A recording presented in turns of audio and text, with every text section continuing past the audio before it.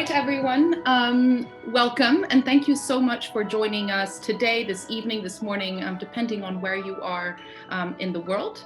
By way of quick introduction, I'm Jenn Ellis, and I'm the co-founder, along with Benni Allan, of AORA. AORA is a virtual platform that we launched in June 2020, and our aim is to combine art, architecture, music, and more with the aim of instilling a sense of calm, well-being, and discovery. We have rotating exhibitions that last 3 months, and currently we're in the last month of our third exhibition, AORA 3, and we're so lucky to be including a panoply of different incredible artists, including Katy Moran, who's with us today. Very, very crucial to our programming is this talks program that we call Exchange. So the purpose is on a weekly basis to gather people who have interesting and varying backgrounds and bring them together around a conversation that hopefully is inspiring and provides you with some lateral thought. So this evening, we are thinking about art and the mind, which is quite in itself a thought-triggering concept. And we have with us Katy Moran, who is an artist based in London and showing with modern art. We have Dr. Flavia Frigeri, who is an art historian, curator at the National Portrait Gallery. And we have Mels Evers, who is equally a curator, both independently and at the Tate. Now, those are some very, very loose, over skimming introductions. But what I would love to do at this moment in time is introduce or invite each of these different guests to introduce themselves. So perhaps Katy, first, over to you. Sure, yeah, so it might be good to go back to where I studied. So I studied at the Royal College of Art. I did a master's in painting from 2003 to 2005. And then in 2006, I was taken on by Stuart Shave Modern Art Gallery in London. And then following that, a New York gallery. I got representation with them. And since then, I've been exhibiting internationally in solo shows and group shows and art fairs.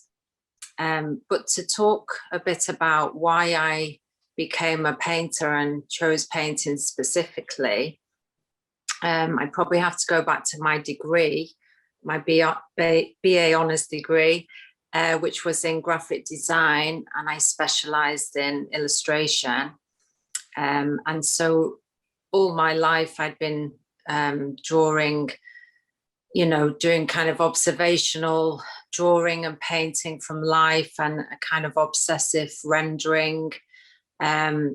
Anyway, halfway through this illustration course, I realized that I was more interested in what was going on in the fine art department. And I would wander around there looking at the paintings, and I decided I wanted to start painting. And so I did. And one of the first few paintings I made, I was trying to paint meat carcasses, and something wasn't quite working. And I think in frustration, I kind of put my brush through the paint, and I got this kind of moment of slippage, and it suggested the texture of the meat much more effectively than the academically trained way that I had been taught to paint. And in that moment, I kind of thought, do I exert tighter control over my medium, or do I go with this? And then I read a book called How Not to Paint by Marion Milner. And she talked about kind of forgetting everything we've learned and what we perceive skill to be. Then I read interviews with Francis Bacon, the painter, and David Sylvester, and he utilized accident and chance in his painting. And he talked about, for example, when he was painting a face, he would try and paint the nose in the most irrational way possible, kind of using the most irrational marks and almost going all around the houses to then come back to this nose and bring it back up onto the canvas more fiercely and more realistically. And he also talked about illustrational paint versus paint which conveys by sensation. So the idea that when we look at an illustration or a graphic image, our brain intellectually reads the image and then we feel the sensation of the image. Whereas when we paint by sensation, we get hit in the nervous system, the solar plexus first, and then it leaks slowly back to the brain. And then often in the paintings, I would look at areas and I couldn't remember making them, and they were often the best bits. And then that linked to automatism and free association and stream of consciousness painting. And then Carl Jung has been a big influence as well, in that he talks about this rich interior world that we have, and he talks about the many selves within us and this idea of the second self. And the second self is old and wise and connected to nature and to the elements and time, and has nothing to do with the ego or the physical world that we live in. And he says that if artists can harness the plurality of these many selves, then we have access to a rich array of imagery and intuition. And intuition has played a big part in my paint process as well. And so basically what painting has allowed for me is this space to allow other possibilities to come in, not just painting from the rational mind and using conscious will and intention, but also the possibility of utilizing accident and chance, intuition, opening up the possibility to these other levels of consciousness, the unconscious, the collective unconscious that Carl Jung talks about, and painting from this rich interior world that we inhabit. Yeah. Amazing. Thank you so much, Katy. I mean, I really think that you've woven into that introduction to yourself and your practice a lot of the aspects of the mind, and whether it has to be very intellectual or can it be more of a conscious flow. And these are all things that I really look forward, I think we all do, unpacking with you over the course of the next hour. And perhaps I could then ask Mels to introduce yourself. Of course. So I, as you said, I currently work at Tate Britain. I also have a kind of practice as an independent curator. I studied, which is kind of unusual, I guess, for a visual arts curator, cultural studies. And I always think that, I don't know if it's true, but because of that, I kind of naturally connect society and culture as a whole to visual arts. It was quite early on in my studies, actually, that I was kind of developed an interest into live art, and specifically, I guess I was interested in disrupting and kind of making people, I guess, feel and see things differently, both in connection to architectural spaces, but also how the live body could play a role in that.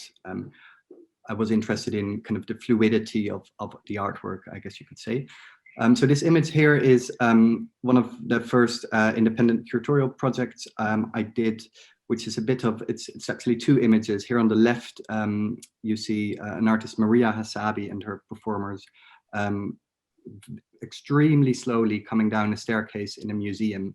And she's always placing her works in liminal spaces or spaces of transition, and speaks a lot about the functioning of staircases and how that can be disrupted, how you can utilize functional spaces in a different way.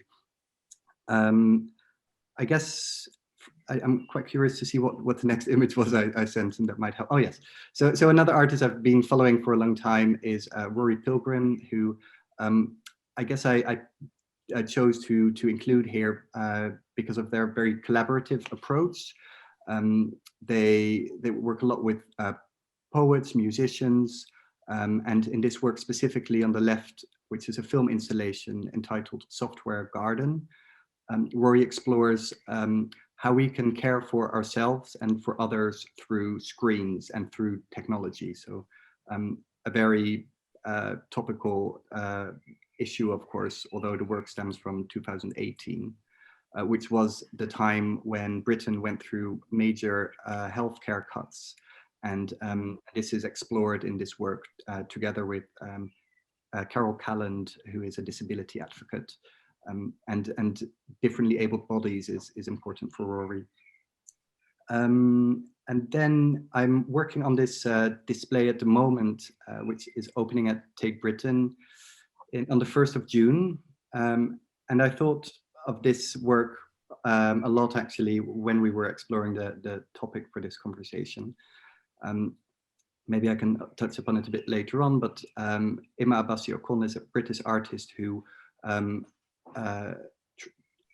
adopts material that we all know and recognize from our maybe daily surroundings, and adjusts them by interfering with them through liquids and kind of rituals that she goes through in giving the objects different meanings. And smell here is very important. These ceiling tiles that you see here are covered in a liquid gold, which is not very visible here. But also insulin and ultrasound gel, which both have quite a strong sense. And then in the back, you see 11 air-conditioned units that blow an air in your face when you enter the space, but also create are kind of a body for a sound work that unfolds. So super rich installation that I'm working on at the moment. And then at Tate, another thing I'm continuously working on is this big rehang of the collection, which has just unfortunately been delayed into 2023. What my role is there is looking at the collection kind of transhistorically, because Tate Britain's collection, that also includes Katy's work, starts at 1500 and goes to the present. And we're exploring how we can include contemporary works in the historic collection to offer new perspectives and kind of jumps through time, really. So that's a bit about what I'm working on, and maybe that's for later. Well, thank you so much, Mels, for that. I mean, we're going to unpack a couple of things that you said, but already as things that we can be thinking about is, when you think about art in the mind, is it just something that you think, or is it something that you see? You've brought up smell, you've brought up movement. Maybe it's a multi-sensory experience, and this is something that we can explore over the course of our conversation. But then, perhaps then, over to you, Flavia. Thank you. So just a very brief background. So I am currently the Chanel curator at the National Portrait Gallery. But before that, I worked for 5 years at Tate Modern. And unlike Mels, I come from a very, very traditional art historical background. I did art history throughout BA, MA, PhD. And I generally tend to work mostly on modern and post-war art, although I work a lot with contemporary artists too. So I would say, broadly speaking, I cover 20th and 21st century. But the reason I picked these images that you see here on screen is I felt a good way of introducing myself was introducing you to a project that perhaps is the one I feel always most close to, which is a show I co-curated at Tate Modern during my time there, which was about pop art and really rethinking the idea of pop from a much more global perspective. And before that show, I had worked on a big Henri Matisse exhibition, Paul Klee, so very traditional modern artists.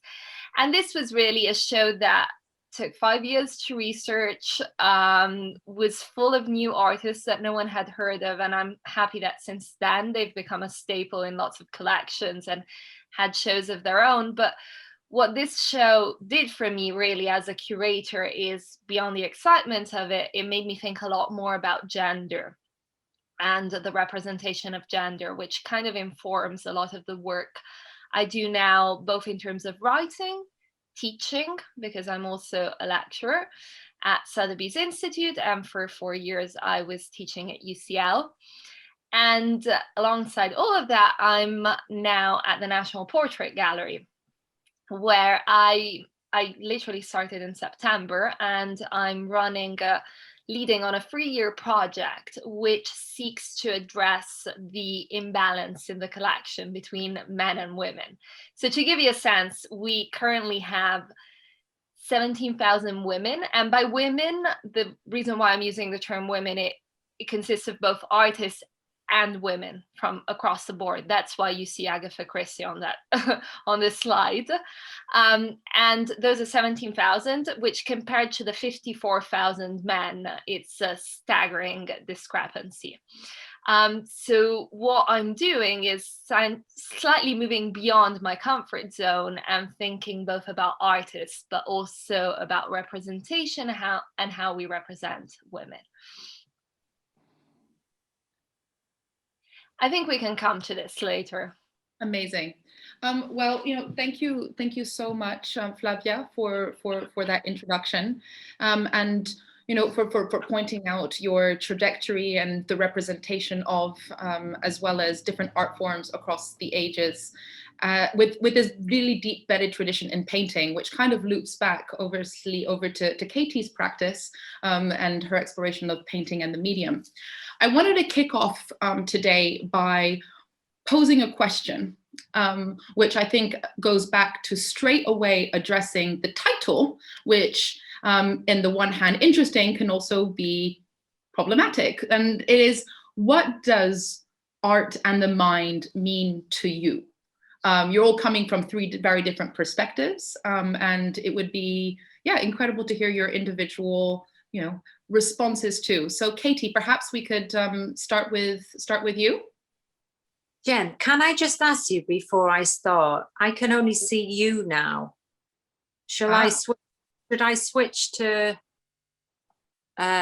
switch camera to see everyone, or is everyone only seeing you right now?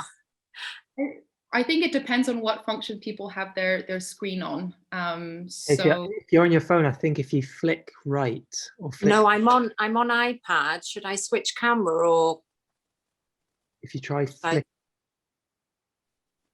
No, that's not working. No, it just seems to show the person who's talking at that time, but I can't. I mean, it's okay. I just wanted to.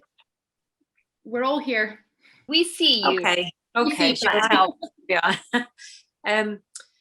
So I first became aware of the power of the mind through sport. When I was younger, I was quite a serious runner, and as a teenager, I had to run this championship race, and I had to run heats in the morning, and then if I qualified, the final in the afternoon. And I'd been out with friends the night before and had a late night, and I'd kind of psyched myself out, and I just thought I was going to do really badly. And I did. I came second to last. And I didn't even want to get into the final, but unfortunately I qualified as second fastest loser into this race. So I had to run the final. Anyway, I went home, and I don't remember doing anything consciously, but I just started to feel a lot better and confident, and I was laughing and joking and felt really good. And I went back and I ran this final, and I led the race all the way around, and I just got pipped at the final, in the last 100 meters. I came second, but I got the fastest time that I'd ever got for that distance. And I never beat that time again. And I thought back about that day and thought the only difference between the morning and the afternoon was my mind. And I actually called the show that I had at Spur and Westwater in New York a couple of years ago, I want to live in the afternoon of that day, because I started thinking a lot more about the mind and what my life would be like if I could live as much as possible in the second part of that day. And then I started to think more holistically about not just what was going on inside the studio and how much I was experimenting with my painting process, but what was going on outside the studio, the time around the art, and what experiments and kind of games I could play with the mind and with creativity.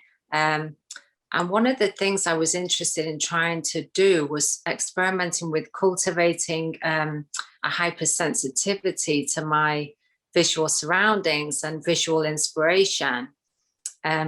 I read in a book that Maurice Gibb from the Bee Gees could hear melody in ambient sounds like church bells ringing, and that John Lydon from the Sex Pistols could pick out a tune in a traffic jam from the horns beeping. And so I was interested in this sort of hypersensitivity. And I did a lot of meditation and yin yoga and trying to activate the parasympathetic nervous system. I did a lot of lying on the ground and looking up at the sky and the clouds, which I didn't actually realize at the time, but is quite a big thing in wellness, and it's called skycology. Anyway, one day I was driving to London and I was struck by the beauty of an electricity pylon, which I've never found beautiful or particularly inspiring, but I felt a heightened sense of beauty of my surroundings. And I thought, you know, this is working. And I was really enjoying just the single brush mark on the canvas, you know, just a single sweep of color. And it was interesting because at this time I made my most minimalist painting, which is just showing here, this blue painting on the way to somewhere else. And normally my paintings are very busy and full. So it was interesting. And in a way, I saw it as a kind of self-cleaning, or I'm not saying I attained this, but I was interested in this idea of rebirth. And, you know, Picasso famously talked about returning to the eyes of a child, as did many other artists. And it was funny because one day I was walking to school with my kids and it was a complete role reversal because I was the one staring up at the sky and the trees and this kind of kaleidoscope of color. And they were saying to me, Mom, you know, watch where you're going, pay attention. And anyway, that moment made its way into the studio and came out in a painting, which I called Head to the Sky. So yeah, and then more recently I've done some work with a Feng Shui master where I would do meditations and visualize old belief systems, and they were seen as occupying physical space in the body. And so I would empty those out and then visualize replacing them with colors, different colors. One such color being green, emerald green, which symbolizes healing. And again, that fed into my painting, and I made a series of green paintings with as this one here, Lockdown Lynn. And the focus was on finding flat areas of color. And then again, also working with the idea of the heart intelligence and the quantum point. And the heart intelligence is seen as being a female energy, whereas the brain is more of a male energy. And I was just interested in this idea of, you know, what happens if we write or speak or paint or make music from our heart intelligence or a quantum point. And really now with my inspirations, I see them as impulses, and I try to be very mindful and present with them as I feel them and not allow the rational mind to make a judgment on them or be cynical about them, and just be very present with the impulse and then hope that in that way it goes into my memory bank. And then when I go into the studio, you know, it will be there to come out as and when I need it. So yeah, they're just some of the things I've been interested in experimenting with. No, it's amazing. And, you know, thank you so much for sharing that. I think that's something that, you know, what you're talking about, that consciousness and leading with the heart and leading from a space of intuition and really feeling your surroundings. That's something that I know that Benni and I, we really resonate with, and that has been, you know, at the central, you know, back skeleton, you know, of AORA, and all those different tools that you might use, whether it be looking up, you know, at the clouds or engaging with Feng Shui, or what you were describing beforehand, you know, in the context of Carl Jung, thinking about the inside and the outside. And yeah, really loved hearing about all these different correlations between the art and the mind. But I will even add perhaps an extra layer. It's also there, the body, because it's not just your mind, it's also your body that's engaging with the entire process. Exactly. Yeah. It's like, you know, now we say that the gut is the second brain. Absolutely, You know, exactly. the gut, the solar plexus, or intuition. But then, yes, what other parts of the body can we employ in art making that are untapped? I mean, it's not tangible, it's very hard to prove, but, you know, it's all there to experiment with, isn't it? Absolutely, and I think that maybe that's also something, you know, that element of gut. I mean, that, you know, as different creative practices, as curators, you know, I'm sure it's something Mels and Flavia, you've both felt too, you know, only as curators, but as humans. And I was wondering, perhaps Mels, that you could expand a little bit on your relationship between the art and the mind, and sort of maybe anything that's been prompted throughout Katy's introduction. Yeah, definitely. It prompted a lot, actually, and I like you answered the question. So I guess I can answer it from a more personal approach, and maybe through my work as well. So my whole youth, I was surrounded a lot by books around rebirth, Buddhism, meditations, and I kind of grew up in co-ops, and so I guess I have a kind of a history there, but I guess as a teenager, as teenagers do, kind of wanted to kind of resist that and be as normal as possible, and maybe distance myself a lot from the mind and the power of the mind as well. And it's only more recently, like I guess so many people in the world, that have been thinking about this differently. But before lockdown, I kind of forced myself to go on a silent retreat, and that was the first time I'd ever done something like that. But I was very curious to see how my mind would function when completely disconnected from screens and even books. So any kind of distraction, really.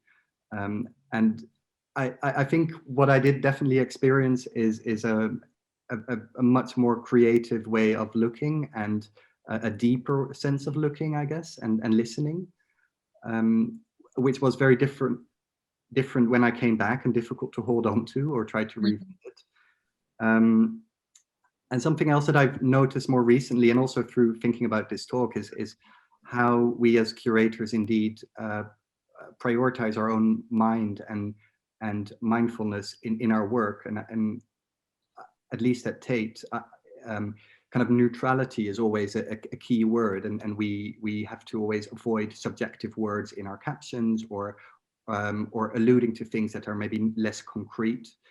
I don't know if that's similar for Flavia, but I definitely feel that there might be a change there, or I would be very interested to see that change in museums. So how can we attach value that is maybe more about how we experience and feel an artwork? And yeah, that's just some thoughts that were triggered by what you said, Katy. But how is that for you, Flavia? I mean, I think building on what you just said, Mels, when Jenn posed the question to us in terms of like, we're looking at art and mind, I started really thinking more about how a lot of my work is about trying to interpret the mind of others to a lesser or greater degree, be it students. And I've really experienced this when I started teaching. It's suddenly you kind of need to detach yourself from your own mind, and you need to sort of like reprogram it so that you can convey information in a way that is intelligible to students. So it's almost like your own mind is suddenly in the service of this other function, really. And also understanding like how you can speak, like it becomes much more about a dialogue. And I guess this perhaps also goes back to the curatorial practice, which you described so eloquently. We are told from the very, very beginning that being subjective is bad, really. Like you always need to be very objective, and you'll always need to be very neutral in terms of like the works you choose and how you acquire works. And you're thinking in terms of the greater good and the nation. You're not really being subjective. I buy what I like. I buy what makes sense for the collection.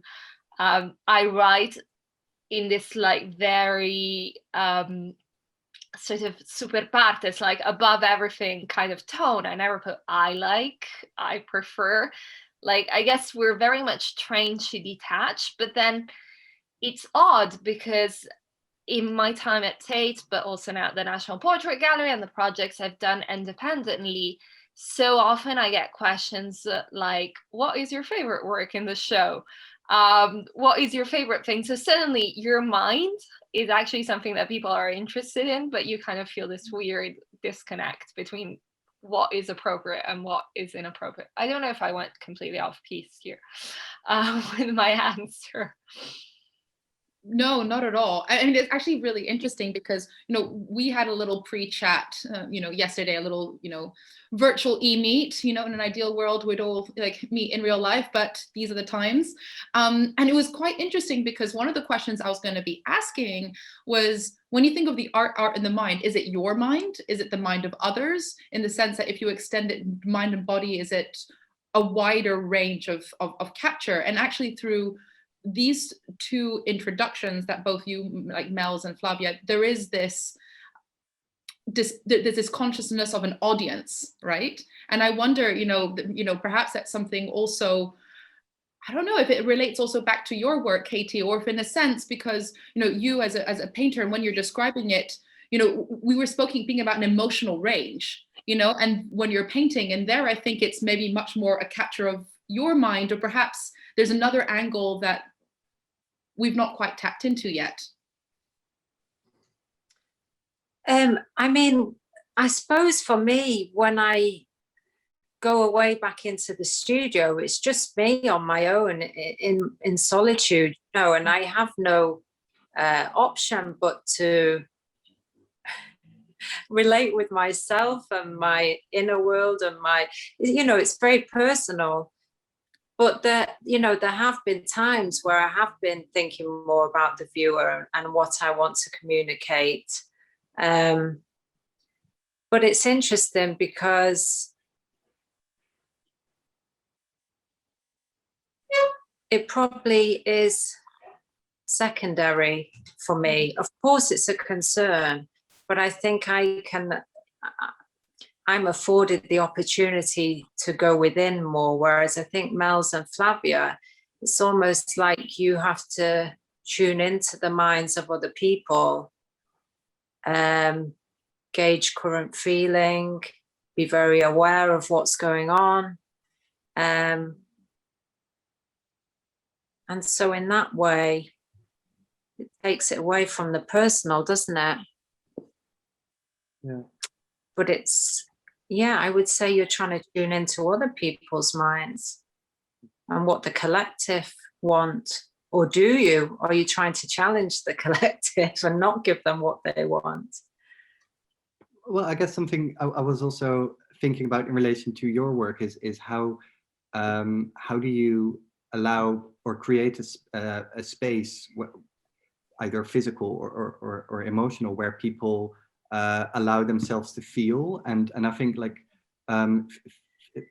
feeling is so important with your work, at least from my experience, but also to feel means to be vulnerable, right? Or to take time with something. And I guess as a curator, I am very much thinking about how to create a space where people don't feel vulnerable, and there are so many things that can contribute to that, like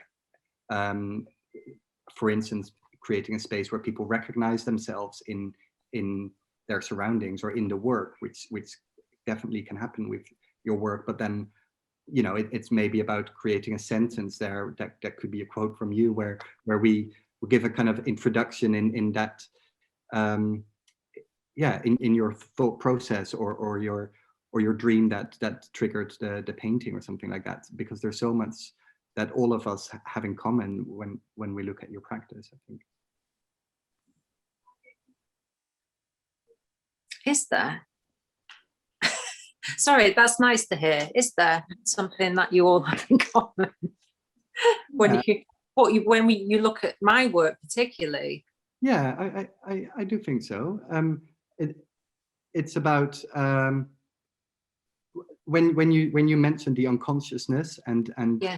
dream and the thought that comes and goes. There's so much there, I think, also over the that also over the last year maybe that we're thinking more about, but that we recognize and we can see in those paintings, I think. Yeah. Well, good. That's good. There was something I was going to ask, actually, if I can just interject.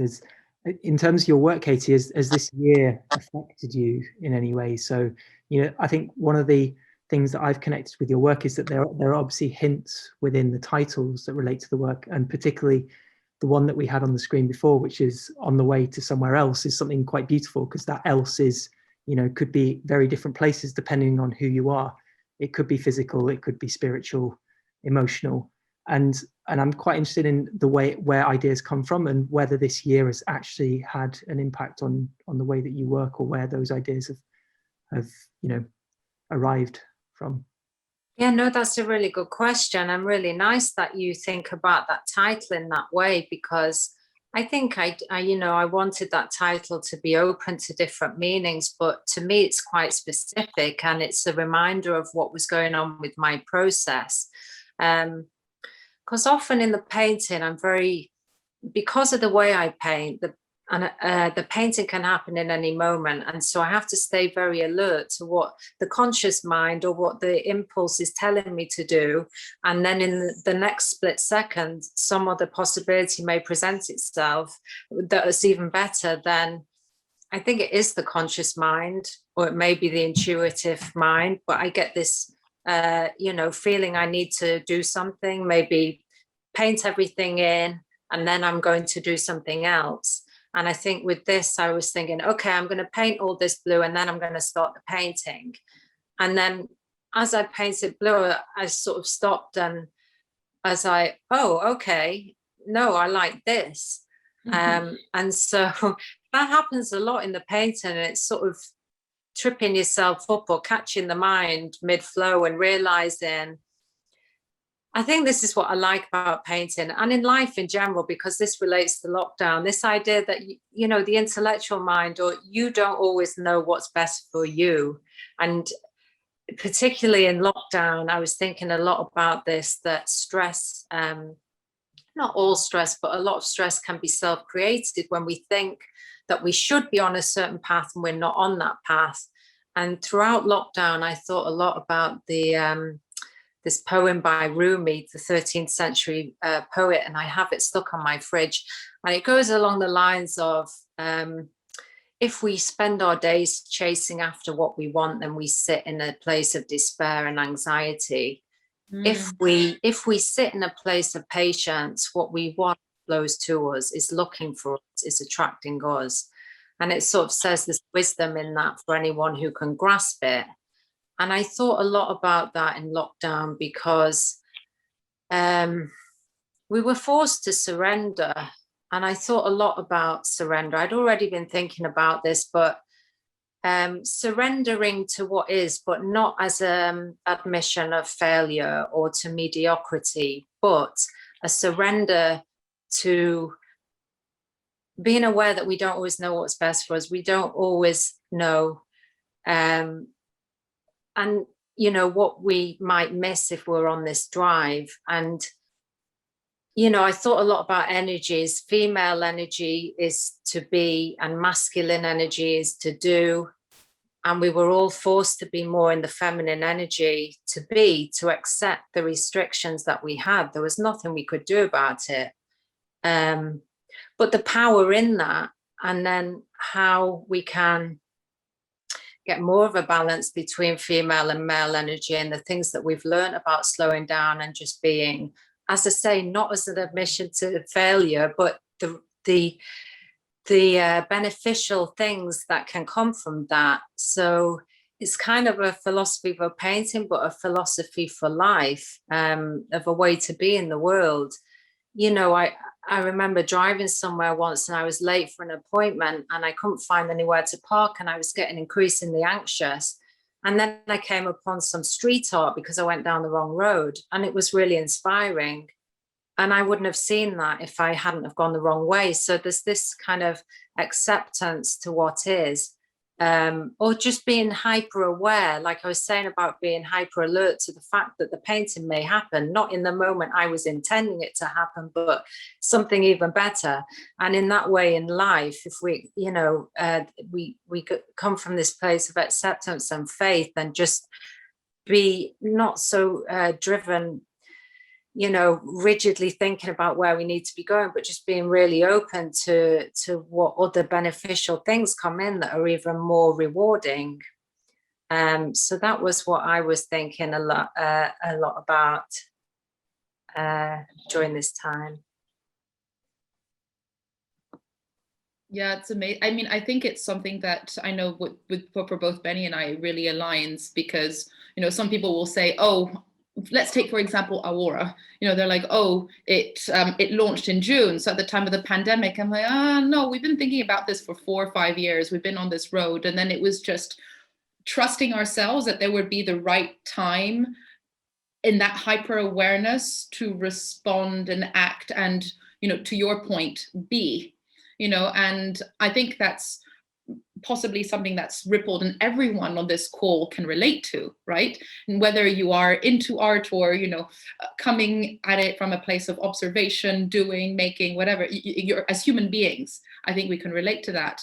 But I was wondering whether, you know, Flavia, you know, thinking about this idea of the last year and how it's impacted perhaps this relationship between, you know, art and the mind, you know, quotation marks, but also thinking about these like feminine energies and all the type of curatorial work you're doing, because it's been a big year of transition, especially assuming this large and important role, you know, over the course of, we're in the middle of being a pandemic.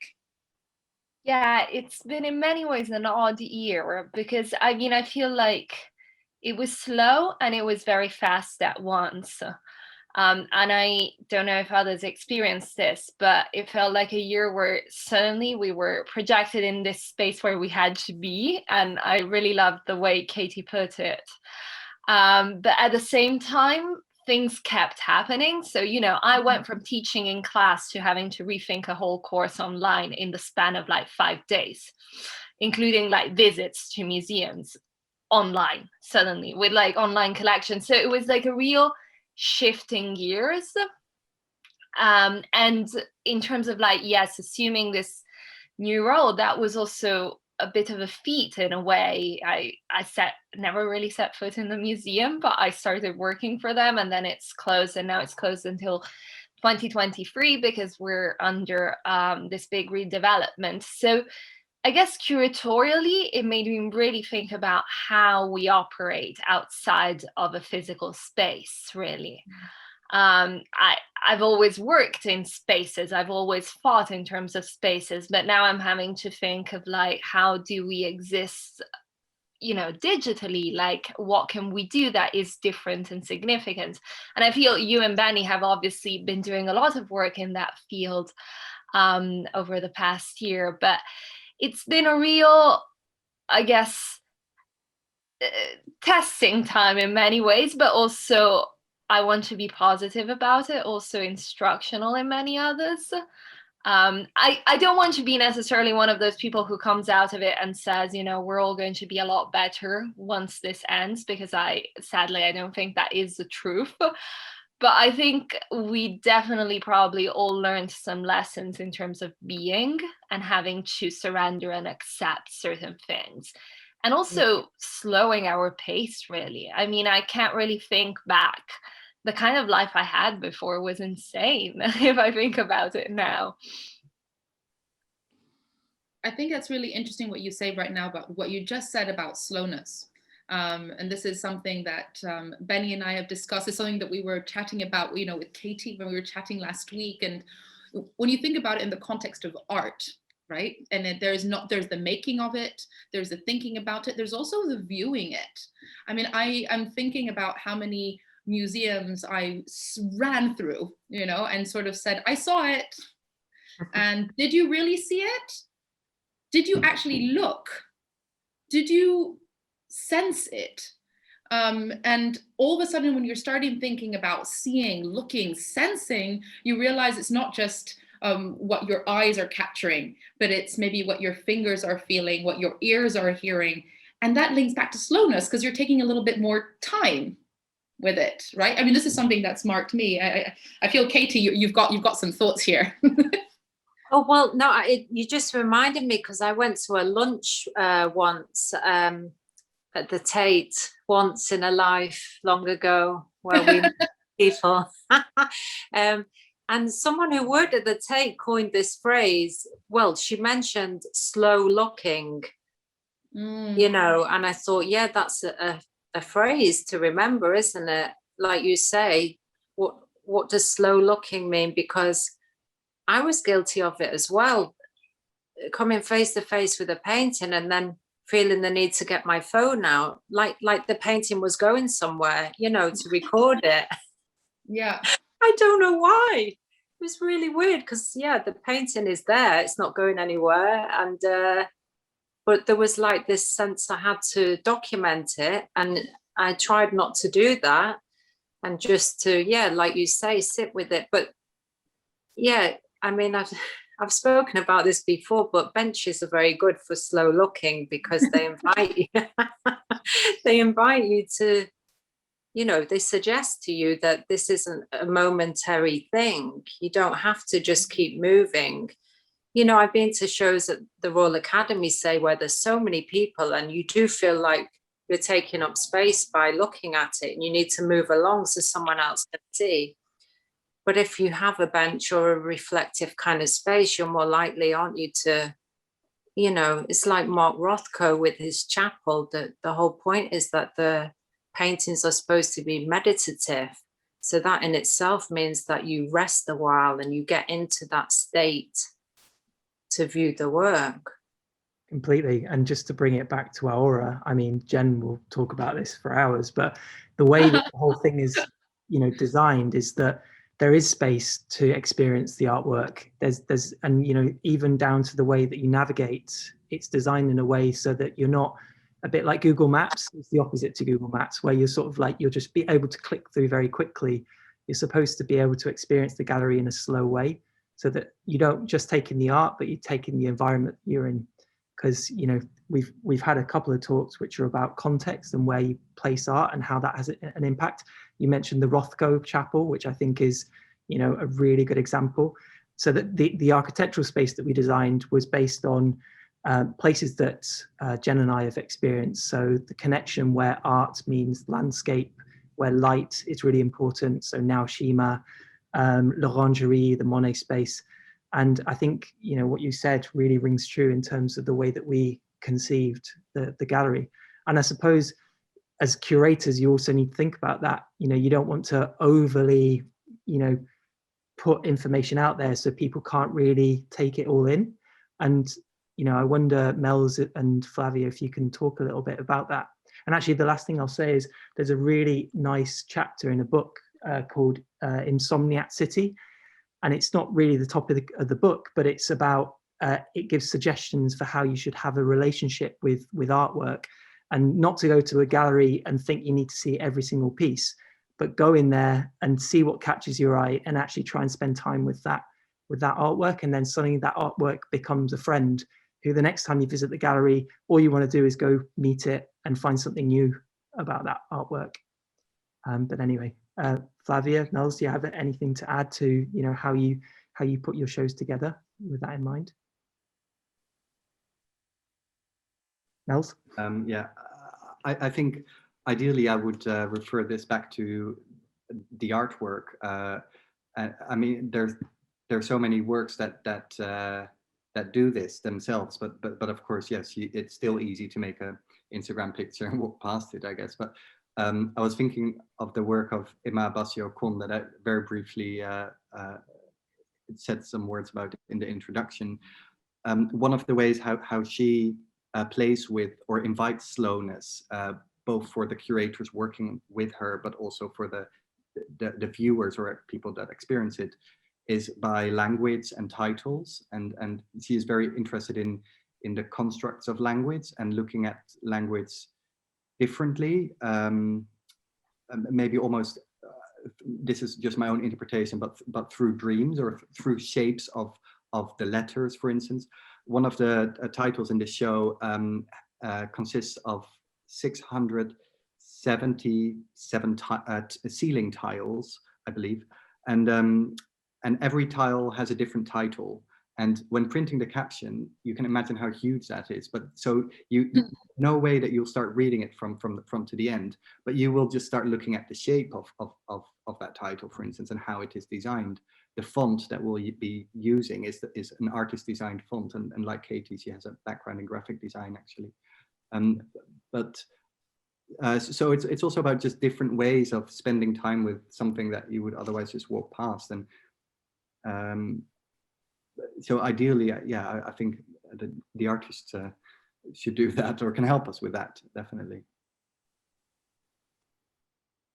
Yeah, I think a lot boils down to the artwork that really does that, as Mels was saying.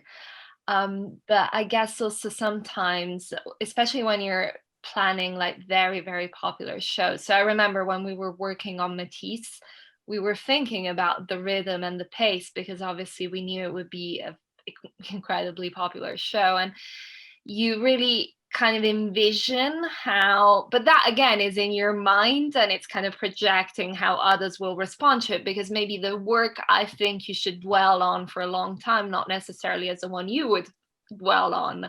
So it's also to some degree it's also guessing, but I feel a lot of my curatorial work often is about thinking about rhythm and movement and what you see first, what will attract your attention, what will be the first work you see in a room.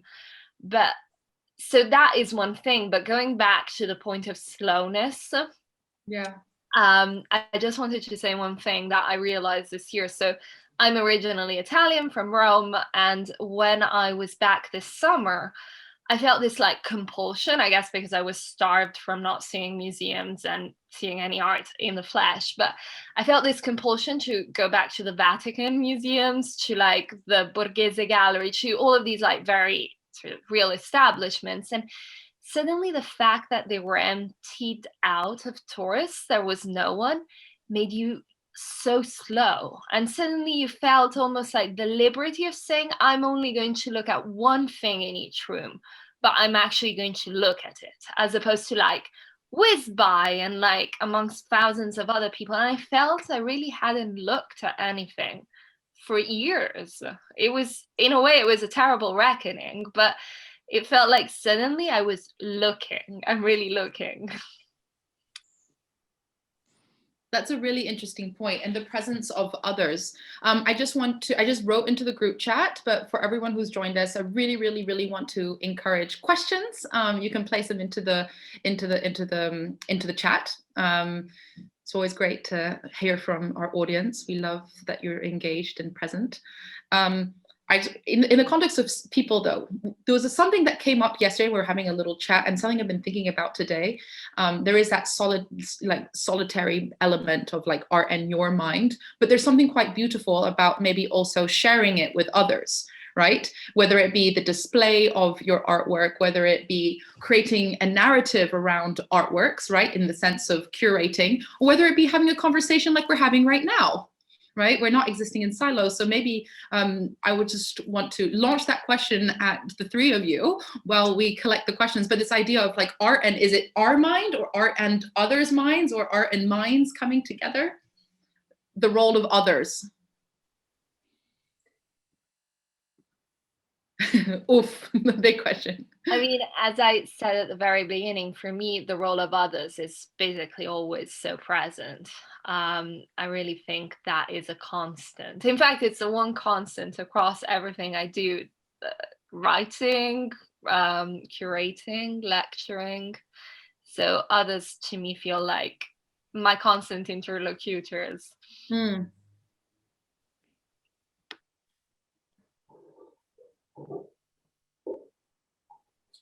I suppose it makes me think about energy, the energy of intention and the intention behind energy, and the energy that we create every time we have a conversation like this, or we make a painting and put it out into the world, or curate an exhibition. I think for a long time, I've been sensitive about the energy of different brush marks in my painting, like I was talking to you about before, the energy of the marks that are made by accident and chance, as opposed to the energy that might be made from the conscious mind or the intuitive mind, or other states of consciousness that I was talking about, the possibilities of that. But then taking it into a wider sense, and people are now talking about energy in terms of everything having an energy and a frequency, when you think about quantum physics or law of attraction. And especially doing this work, this Feng Shui work, I've been thinking more about energy and what, like I say, the intention behind energy, the energy of the intention. I just think it's an interesting subject, and it's something people are talking about more, particularly in wellness and personal growth circles. I think, can I just, there's a question from Joe Ball, which I think would be interesting to answer after what you've just said, Katie. Having returned to painting after 35 years, I find trying to remove the mind from work to try to eradicate influence or artifice. Do you find this too? Oh, trying to eradicate the, sorry, just say that again, eradicate the artifice. And influence. Yeah, I mean, for a long time, I was also interested in outsider art, because outsider art supposedly was not aware of audience or social progression. And it was very much about this necessity to expel this stuff. My friend works with children with sand play therapy, and she said to me the other day that the reason that they have sand play therapy for young children is so that they can have a space for a dialogue with themselves. I thought that was so interesting, a dialogue with themselves, because it's something I think throughout school, you're kind of discouraged from having a dialogue with yourself. It's, can you draw an apple to make an apple look like an apple, and we get detached from that. And so that was definitely a concern of mine. But I feel like when I'm out in the studio, and I'm, I don't go to galleries so much, and that doesn't seem very real. And I do forget about the audience and the fact that it's going to go into an exhibition. And I think if I was more sociable and I was going to private views and mixing with other artists more, I'd be more likely to think along those lines. But I find that I like solitude and I like being away from that. And then I find some space to think about myself and what I want to make. But yeah, I suppose I've allowed, I've kept the work very open. I've always wanted a plurality in the painting, and I've wanted to allow different things to come in. And it has to be about sustaining the work for myself. When I was at college, a tutor would talk about sustaining our practice. How do you sustain it? How do you, as in me, how do I stay challenged and excited and in close connection with this thing throughout my life? How do you sustain that? So in that way, you have to bring it back to yourself, because no one can help you with that. And you have to know yourself. And I suppose that just comes with time and experimentation and failing. And I feel I think of it as an internal gauge, and you're using that. And I guess every artist is, with every work they make, they're using this internal gauge before they show it to anyone else, and you have to trust that.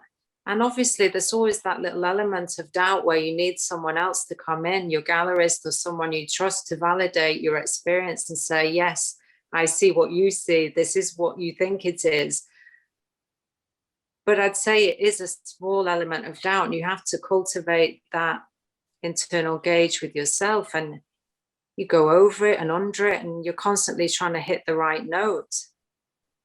It's just, yeah. I think it just comes with time and practice. Completely. There's another question, I think, directed at you, Katie, but I wonder there's also one for Flavia and Mels, which is related to curation, and it's, let me just find it. There's quite a few questions come in. Yeah. Not expecting the idea that curators should not be subjective, I always thought of them as expressing a personal vision. Flavia, do you have anything to add? I mean, it is and it isn't in many ways, because curating at the end of the day is storytelling, and your co-curator, the team of curators are telling a story, but they're telling a story from a place of neutrality very often. And that is especially true, I would say, in large institutions. I think sometimes when you work in smaller spaces, you can take a lot more liberties in terms of being more subjective. But this is my experience. I mean, I don't know how Mels feels about it and whether he has a different point of view. No, I completely agree, very boringly. But I guess one of the things why I, for instance, still was introducing myself also as an independent curator is exactly because of that, to kind of, I think it's quite nice where possible to do some things in smaller spaces or together with artists in closer conversation outside of these big museums, exactly to kind of test your own voice more. But I think these things are also very much changing, and there's a lot of attention now within Tate and probably MPG as well about unconscious bias and how do we make decisions without actually doing it consciously, and yeah, that kind of relates to that neutrality maybe a bit as well, and yeah, so I think that can be a really positive thing, as to bring it back to mindfulness and being conscious of how you use that voice. Yeah, I think that's really interesting. There's actually a question from Becca, and I wonder if Becca can ask the question. Is Becca there? Yeah, I'm here. I thought you might ask me to do that. Hi, guys. I'm a curator myself, and I see the role, and I think this links with what you guys were both saying, very much as like holding a space for transformation, for the audience to go through some kind of transformation, big or small. You know, it can be a very small thing, a kind of revelation about the artwork that they're seeing, but I'm really interested in like how that space is created, and I wondered if you guys felt the same as me about kind of holding space, and if so, like how you go about creating that space. Mels, do you want to start? Oh, I was going to invite Flavia too. I mean, it's such a, for me, it's such, like, there are many ways to answer that question, I think, and it also depends on what kind of space you're in. I think it depends on specifics for me, where it is, even which country, right? And because people respond differently to things based on culture and so I guess transformation, yeah, it's a big thing, but I would come back to that kind of safety, and in order to allow for vulnerability, and that can be done, you know, that's as simple as being welcomed really warmly at a space where you don't feel that you're a burden or you're not allowed to ask questions, but also feeling that that you're giving context in order to appreciate the work that's displayed. Flavia? Yeah, I was just going to say that, the context. I mean, I think a lot depends really on the spaces. It depends on the kind of artwork. It depends on the artist, whether you're working with a living artist, whether you're working with an estate, whether you're working with a group show. I mean, there's so many factors that will really change it. But I think, to me, if I was to pick one thing, it would be what Mels just said. It's context, and I feel it's giving people the sense that you're providing them with context, with information, and they can like make it their own in a way, that space and that experience really. So yeah, that would be my answer. Amazing. We've got an accumulation of questions for Katy. So I'm conscious of time, but going to just ping them over to you. One of them is from Emmanuel that says, according to phenomenologists such as Merleau-Ponty, it is art that gives expression to our fundamental contact with being. In a way, many of the concepts that were discussed today could be read from Merleau-Ponty's writings on art and perception. I wonder whether Katy regards color and shape as objects. Oh, as objects. As in a more sculptural sense, I'm not sure.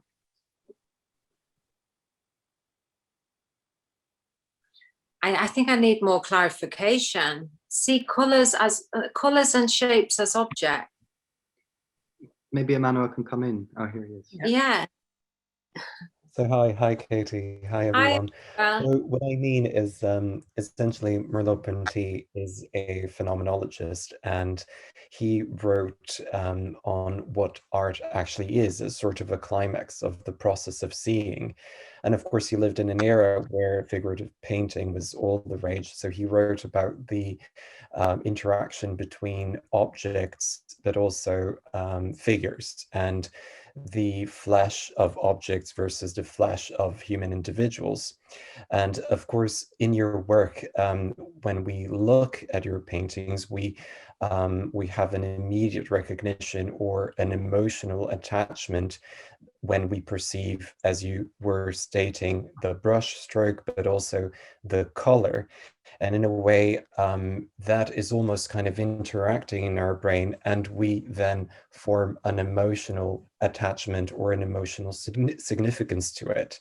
And I was just wondering, as a painter myself, and I'm pretty much a figurative painter, and I think a lot about the, you know, sort of enthralling the viewer into the paintings.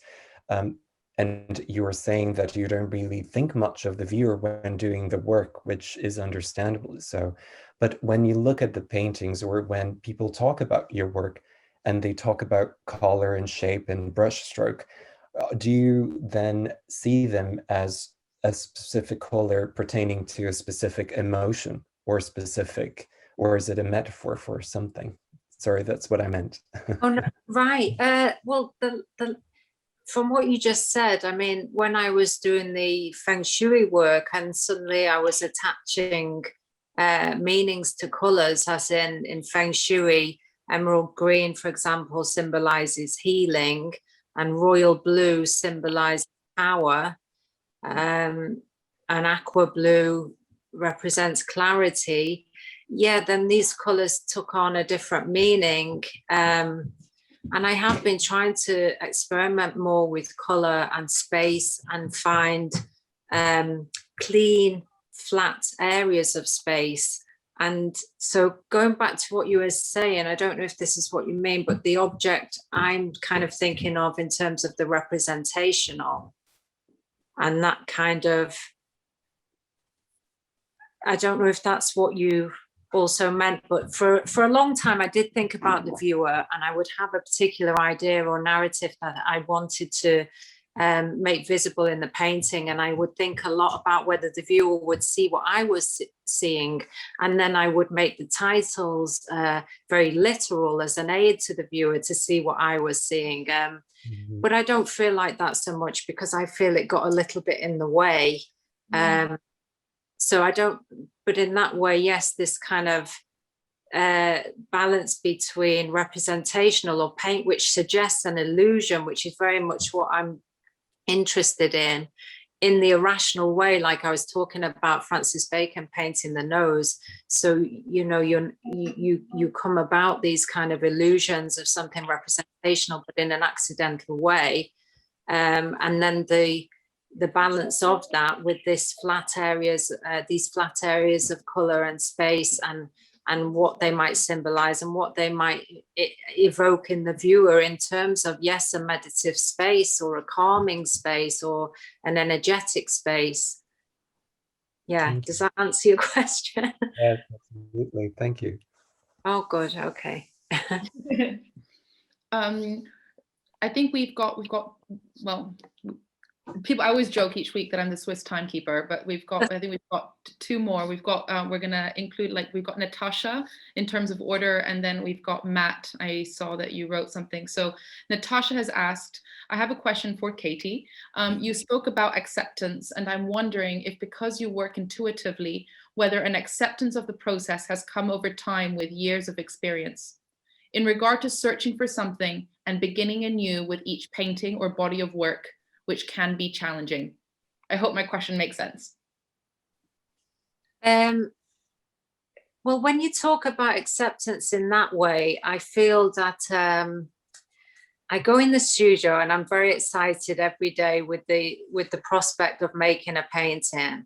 And acceptance for me comes when I go in the next day and I'm like, oh, okay, it's not what I thought it was, or it's not quite there yet. But what I'm really grateful for is that I always go in with fresh eyes and I always see a way to take it. And I always see it as a new opportunity. You know, it's a new day. Okay, I can make a new painting.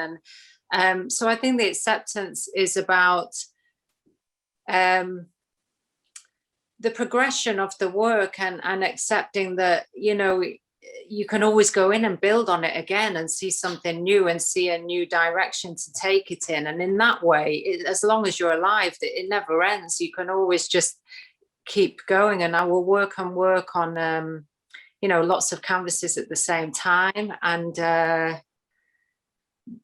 the canvas will get many layers on it, and every layer, I suppose, is an attempt at a painting, because it goes back to being alert to the painting could happen in 5 minutes, or it could happen in 2 months, you know. But I find that very exciting, to be honest, the potential of that. But there is acceptance there, obviously, because, you know, it takes some time. Does that answer your question? It was a good question. Yeah, I think it definitely. Yes. Matt, would you like to put your question forward? Yeah, can you hear me? Yep. Yes. Hi guys. Thanks. It's a super interesting discussion. It's really fascinating. I just wanted to share something. I'm an artist, and I'm really interested in the phenomenology of perception. You know, how we take information from the world and transform it through the act of making. I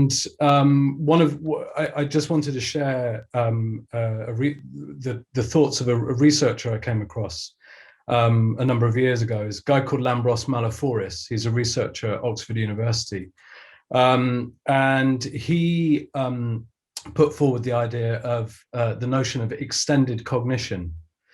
That thinking isn't something that exists, is intracranial. It's not something that's contained within the brain, but it extends out through the body and into the world when we engage with materiality. And I think it's a really extraordinary idea, because, and I think if you look at the kind of political context, the social context that we're living through at the moment, you know, I think as a species, we're becoming increasingly aware of the entangled nature of reality. That that just look at the kind of climate crisis, for example. You know, that we can't have climate justice without social justice. You know, that those two phenomena are intrinsically linked. And I think, you know, I'm super interested in the idea of that the mind isn't an individuated thing, but it is a collective thing. That because of our kind of perceptual filters, we experience as an individuated consciousness or an individuated mind. And I suppose I sort of just wanted to sort of share that, but like, because I think it sort of fits in with what we're all talking about here. But I just wondered if, for me, what you're talking about, Katy, when you're talking about your work, is very much about your allowing yourself the space and the pace to experience the phenomenon of extended cognition. You know, your mind seeping out into the world and then coming back, and then in relation to the way you engage with materiality, the way you engage with experience, that your mind is this kind of, you know, the body is a porous thing, it extends out into the world. So it's not really a kind of question, but it was just a kind of maybe kind of expanding on sort of some of those ideas. Anyway. Yeah, no, it's fascinating. I mean, you know, it makes me think about what a lot of people are talking about in personal growth and wider circles, that we're all connected and we all have an energy and we all have a vibration and we attract things that are on the same vibration as ourselves.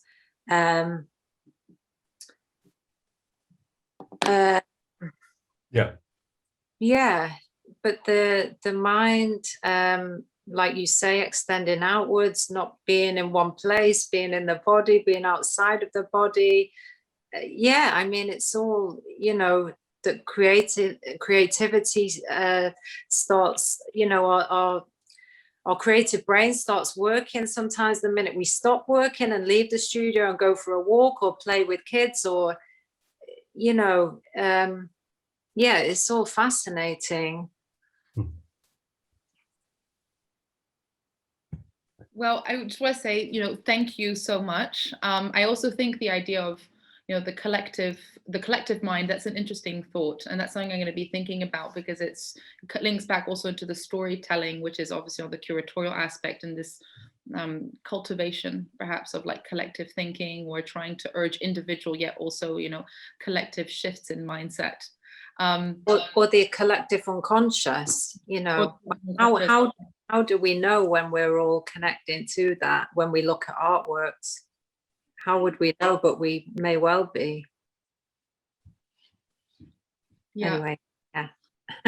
Anyway, thank you, Matt. Thank you, Katy. Thank you, Flavia. Thank you, Mels. Thank you, everyone, for joining us here today. It's always interesting because you start off with questions and then it starts flowing even more. And next thing you know, usually we time an hour for these conversations, but they run over. But what does that show? That shows engagement. So, you know, thank you so much for your time. Speaking of energy, for your energy. And, you know, really, really interesting. Thank you, everyone. Thank you, Jen. Thank you. Everyone. Yeah. And please do stay in touch. You know, follow, you know, what Katy's doing, what Flavia's doing, what Mels is doing, and of course what we're doing over here at AORA. We host weekly virtual gatherings. So, you know, we'll be here next week thinking about the senses. And it will be a conversation and a culinary exchange between food designer Imogen Kwok, artist Adeline de Monsignac, and curator Becca, who is with us here this evening. So thank you, everyone. Thanks very much. And do check out our YouTube channel. Oh yeah, we're on YouTube now. So subscribe and follow our chats afterwards. Bye, everyone. Thank you. Thank you. Bye. Bye.